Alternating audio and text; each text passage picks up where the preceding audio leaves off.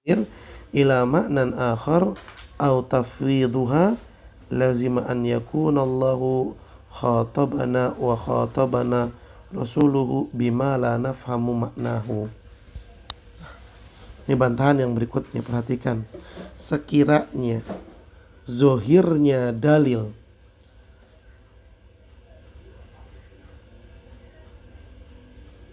tekstualnya dalil yang menerangkan sifat-sifat Allah itu tidak menunjukkan kepada sesuatu yang jelas. Perhatikan, kalau dalil-dalil Al-Quran, dalil-dalil hadis Nabi Muhammad SAW tentang sifat Allah tidak menunjukkan kepada makna yang jelas dan mewajibkan untuk mentakwilnya, ya, merubah maknanya dari yang makna sesungguhnya ke makna yang lain. Seperti tangan, Allah punya tangan, tapi ditakwil, dirubah, bukan tangan ini maksudnya, tapi tangan yang dimaksud adalah kekuatan. Atau menyerahkan makna aslinya kepada Allah. Udah, Allah memang punya tangan, tapi gak tahu tangan itu maksudnya apa, artinya apa, dan kita serahkan artinya hanya kepada Allah. Maka kalau seperti ini, ya, kalau seperti ini, berarti Allah dan Nabi-Nya menjelaskan kepada kita sesuatu yang tidak kita pahami. Ini aneh. Ya, buat apa Allah ngejelasin kita, Nabi ngejelasin kita sesuatu yang gak bisa kita pahami? Buat apa? Al-Quran dan hadis itu adalah petunjuk bagi kita, dan yang namanya petunjuk ya harus jelas. Masa petunjuk gak jelas? Ini aneh berarti. Makanya sekali lagi coba diperhatikan, ahibati fillah, ini penting nih. Orang-orang musyabbihah, orang-orang mu'attilah, mereka beranggapan bahwasanya dalil-dalil tentang sifat Allah itu tidak menunjukkan kepada arti yang jelas, kata mereka. Sehingga kita harus mentakwilnya, merubah maknanya, atau kita harus menyerahkan maknanya udah kepada Allah. Allah yang tahu, kita udah nggak usah ngurusin, kita tinggalin. Ini salah. Karena kalau seperti ini berarti Allah dan Rasulnya menjelaskan kepada kita, memberikan kita petunjuk, tapi semuanya itu tidak bisa kita pahami. Ini aneh. Wa anna hadhihin nususa al-ghaz rumuz la tufham. Kalau seperti pemahamannya orang-orang mu'attilah dan musyabbihah, berarti dalil-dalil yang ada dari Al-Quran dan hadis hanyalah kaligrafi, tulisan-tulisan, rumus-rumus yang tidak bisa dipahami. Ya, kayak tulisan-tulisan zaman kuno itu, ya, kayak di negara Mesir. Apa namanya, Ustaz lupa lah. Tulisannya itu berbentuk gambar, tapi orang dulu bisa itu membacanya. Nah, orang-orang mu'attilah, orang-orang musyabbihah menganggap Al-Quran dan hadis ya seperti itu. Sebuah tulisan, sebuah rumus yang gak bisa dipahami, kode-kode yang gak dimengerti. Wa hadza mimma yunazzahu anhu kalamullah wa kalamu rasulihi alladzani huma fi ghayatil bayani wal hidayati wal wuduh. Dan ini sama sekali gak sesuai dengan karakternya firman Allah, dengan karakternya sabda Nabi SAW. Karena firman Allah dan sabda Nabi, keduanya adalah perkataan yang paling jelas maknanya, paling jelas petunjuknya, paling jelas keterangannya. Nggak ada perkataan yang lebih jelas maknanya, yang lebih nyata keterangannya, yang lebih mudah pemahamannya daripada Al-Quran dan hadis. Perkataan manusia biasa dengan perkataan Allah beda. Perkataan manusia biasa dengan perkataan Nabi SAW beda. Kenapa? Karena perkataan Allah dan perkataan Nabi bahasanya ringan dan mudah dipahami. Gak kelibet-libet kata-katanya. jelas.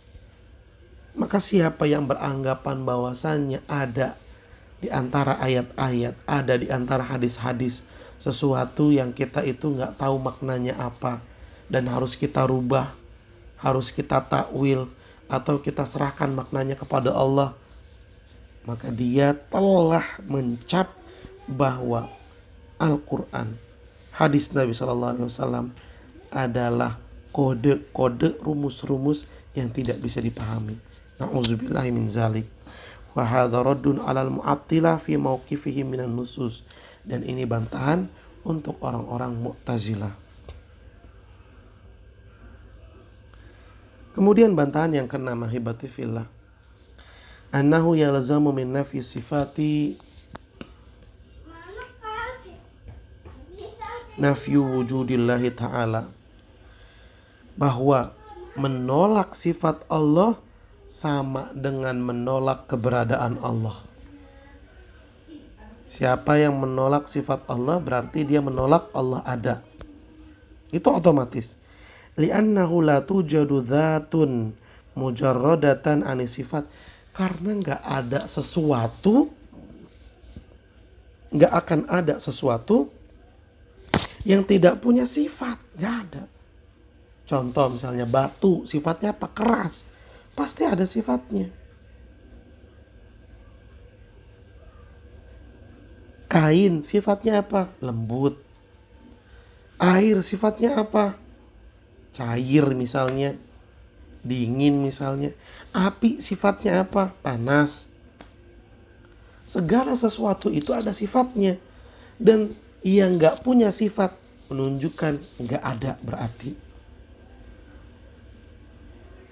Nah, kalau Allah sifat-sifatnya ditolak sebagaimana orang-orang Jahmiyah, maka dia menyatakan Allah itu gak ada. Karena sesuatu yang gak punya sifat berarti gak ada. Tolong dipahami nih ahibatifillah. Bal kullu mawjudin la budda lahu min sifat. Setiap yang ada pasti punya sifat. Wala yutasawwar wujudu dzati mujarradatan ani sifat. Gak akan bisa dibayangin, gak akan masuk akal sesuatu dianggap ada tapi gak punya sifat. Aneh. Ini bertolak belakang. Wa innamal ladzi laisa lahu sifatun huwal ma'dum. Sesuatu yang gak punya sifat berarti dia gak ada. Faman nafa'anillahi sifatillati athbataha li nafsihi kana mu'attilan jahidan musyabbihan lillahi bil ma'dum. Maka siapa yang menolak sifat-sifat Allah padahal Allah telah menetapkan sifat-sifat itu untuk dirinya, maka dia adalah orang yang membangkang, orang yang durhaka, dan dia menyamakan Allah dengan sesuatu yang gak ada. Dia menganggap Allah itu sama dengan sesuatu yang gak ada. Nafian liwujudihi biluzum. Orang seperti ini secara otomatis dia menganggap Allah itu gak ada. Wa hadza raddun 'alal Jahmiyati wal Mu'tazilah. Ini bantahan untuk kelompok Jahmiyah dan Mu'tazilah.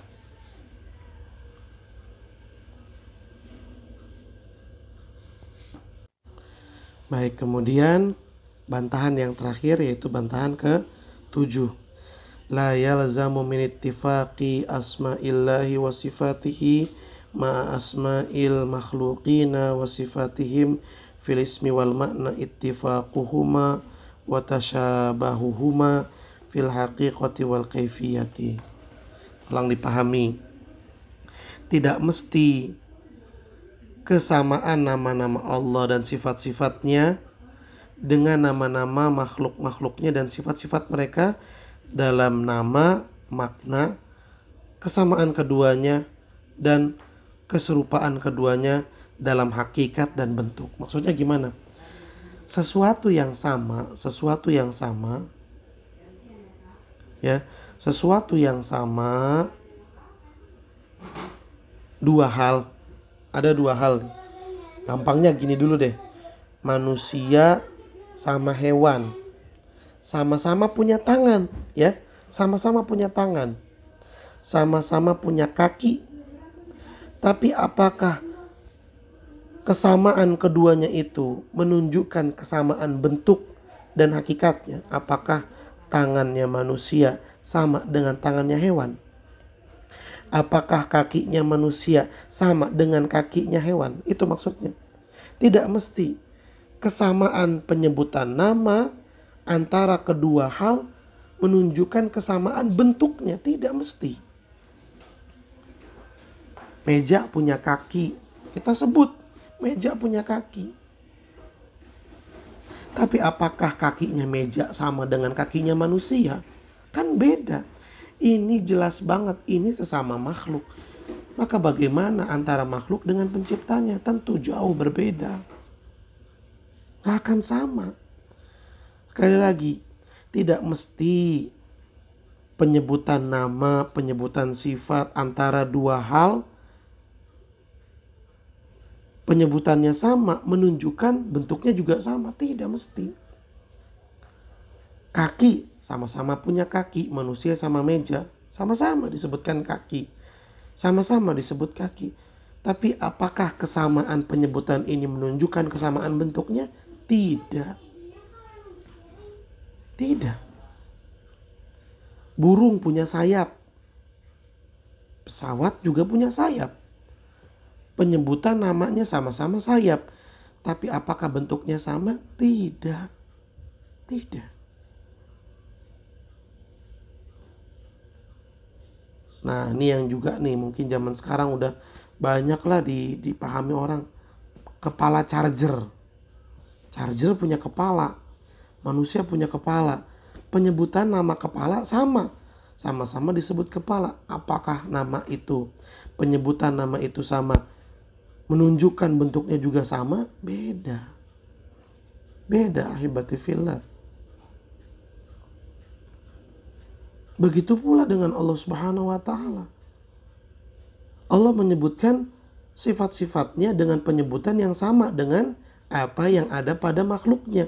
Tetapi penyebutan yang sama ini tidak menunjukkan kepada kesamaan dalam bentuk. Falillahi sifatun takhussuhu wa taliqu bihi. Allah punya sifat, tapi sifatnya Allah khusus sesuai dengan kemuliaan Allah. Walil makhluki sifat takhussuhu wa taliqu bihi. Makhluk juga punya sifat, tapi sifatnya makhluk sesuai dengan makhluk, khusus untuk makhluk. Wa hadza la yalzamu hatta fil makhluqat. Ya, kesamaan penyebutan nama tidak menunjukkan kesamaan bentuk, bahkan ini juga berlaku pada makhluk. فإذا قيل إن العرش شيء موجود وأن البعوض شيء موجود لم يلزم من اشتراكهما في الشيء والوجود تماثلها في الحقيقة والكيفية.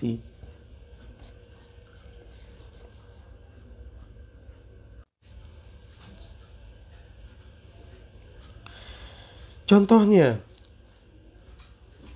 arsy-nya Allah itu ada, nyamuk juga ada, sama-sama ada. Perhatikan ya, arsy-nya Allah ada, nyamuk juga ada. Tolong perhatikan, dua-duanya disebut ada. Apakah penyebutan ada menunjukkan kedua-duanya itu sama dan serupa? Oh, berarti arsy itu sama kayak nyamuk kali bentuknya ya. Ada sayapnya, ada kakinya, ada moncongnya. Seperti itu kali ya. Tidak. Penyebutan yang sama tidak menunjukkan kesamaan bentuk. Wa idza kana hadza fil makhluqati ba'duhuma ma'a ba'din. Kalau hal seperti ini berlaku pada makhluk, penyebutan yang sama tidak menunjukkan kesamaan bentuk. Fa fi haqqil khaliqi ma'a khalqihi min babil aula. Maka antara pencipta dengan makhluknya jauh lebih harus untuk diyakini. Kalau kita nggak meyakini sesuatu ya antara makhluk, kalau kita tidak meyakini antara makhluk dengan makhluk yang lainnya, penyebutan yang sama menunjukkan bentuk yang sama, ini kita tidak percaya, maka harus tidak lebih percaya lagi kesamaan antara pencipta dengan makhluk. Seperti itu. Lebih utama, lebih tepat lagi. Lebih harus lagi kita menyatakan tidak sama antara pencipta dengan makhluk. Wa hadza raddun ala jami'il firaqid dhallah. Dan ini adalah bantahan global buat seluruh kelompok sesat dalam meyakini tauhid asma wa sifat. Ini dia ahibati fillah, 7 bantahan terhadap kelompok-kelompok sesat dalam mengimani tauhid asma wa sifat. Coba kita sebutkan lagi ya.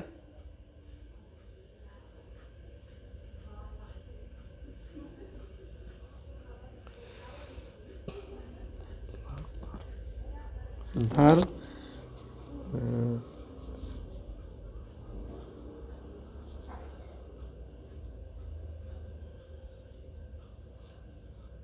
Ini dia. Yang pertama, bantahan yang pertama, Allah telah menetapkan bahwa dirinya tidak sama dengan apapun. Ini yang pertama. Allah sendiri yang menolak. Kemudian bantahan yang kedua, bahwa keterangan tentang sifat-sifat Allah itu adalah keterangan yang sumbernya dari Al-Quran dan hadis sahih, di mana kita umat Islam wajib untuk mengikuti dalil tersebut. Yang ketiga, bahwa sesuatu yang tidak sempurna tidak layak untuk menjadi Tuhan. Contohnya, manusia ya, bisa sakit, bisa mati. Ini kekurangan, maka tidak layak untuk dijadikan Tuhan. Dan Allah Subhanahu wa ta'ala maha hidup. Allah gak pernah lelah. Maka Allah Subhanahu wa ta'ala berhak untuk menjadi Rabb. Tidak ada yang seperti Allah Subhanahu wa ta'ala. Maka Allah gak akan pernah sama dengan makhluknya. Yang keempat, orang-orang salaf terdahulu, metode mereka ketika memahami Al-Quran dan hadis, mereka menerimanya sesuai dengan apa yang disampaikan oleh Al-Quran dan hadis, tanpa merubah maknanya, tanpa menghilangkan maknanya, tanpa mengatakan ayat ini cuma Allah yang tahu, dah kita nggak usah bahas. Tidak, karena mereka yakin bahwasanya Allah itu dan Nabi Muhammad SAW itu mengajak kita, menjelaskan kepada kita, mengajak kita bicara, menerangkan kepada kita dengan sesuatu yang jelas untuk kita pahami. Kemudian yang kelima, dalil-dalil Al-Quran dan dalil-dalil hadis Nabi SAW maknanya jelas, bisa dimengerti oleh akal manusia. Maka siapa yang menyatakan bahwa ayat-ayat tentang sifat, dalil hadis-hadis tentang sifat adalah dalil yang menunjukkan kepada sesuatu yang tidak bisa dipahami, dia telah salah. Karena Al-Quran dan hadis seluruh ajarannya jelas, bisa dipahami. Yang keenam, siapa yang menolak sifat Allah, maka dia juga menolak Allah ada. Ini udah otomatis. Kenapa? Karena sesuatu yang gak punya sifat gak mungkin ada. Yang punya sifat itu pasti ada, tapi yang gak punya sifat gak mungkin ada. Kemudian yang ketujuh, penyebutan yang sama tidak menunjukkan kesamaan pula dalam bentuknya. Ini dia ahibati fillah, silahkan dicatat dengan rapi. Semoga apa yang kita bahas bisa dipahami dengan baik dan menambahkan keimanan akidah kita. Semoga Allah meridhoi setiap apa yang kita lakukan dan menjadikan kita orang-orang yang berilmu, mudah untuk mengamalkan ilmunya. Pahami ahibati fillah dan ajarkan kepada keluarga kita agar keluarga kita juga bisa memiliki akidah yang benar. Allah berfirman, "Qu anfusakum wa ahlikum nar." Jagalah diri kalian dan jaga keluarga kalian dari siksaan api neraka. Salah satu penjagaan yang harus kita lakukan adalah dengan memiliki ilmu baik tentang akidah. Ini yang bisa kita bahas. Terima kasih banyak atas perhatiannya dan mohon maaf apabila ada kekurangan dan kesalahan. Kita tutup dengan membaca doa kafaratul majlis. Subhanakallahumma wa bihamdika asyhadu an la ilaha illa anta astaghfiruka wa atubu ilaik. Billahi taufiq wal hidayah.